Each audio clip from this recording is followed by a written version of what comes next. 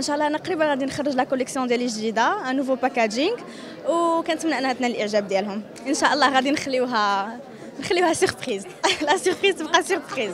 باقا اكزاكتومون هاد لا كوليكسيون اللي خرجتها هاد المره ماشي انا بوحدي، فيها انا وكوثر اختي ان شاء الله. علاش لا؟ كما نتوما عارفين انا كنعشق شي حاجه سميتها الغناء، وديما كيعجبني نغني ونبارطاجي داكشي مع المتابعين ديالي.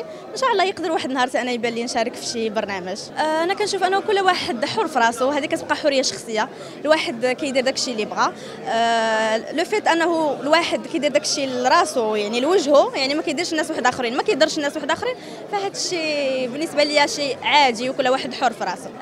الزواج قسمه ونصيب، ان شاء الله نهار غادي يكسب ليا حتى انا غادي نشاركها معكم طبعا، ولكن لحد الان ما كاين والو. كنقول للجمهور سلطانه بيضاء اول حاجه كنشكرهم بزاف، كنشكر الصحافه ديال سلطانه اللي ديما متواجده في اي بلاصه، شكرا بزاف وكنحماق عليكم. قبل ما تخرجوا ما تنسوش تابوناو في لاشين يوتيوب وبارطاجيو الفيديو مع اصحابكم في مواقع التواصل الاجتماعي، وما تنسوش ديروا جيم.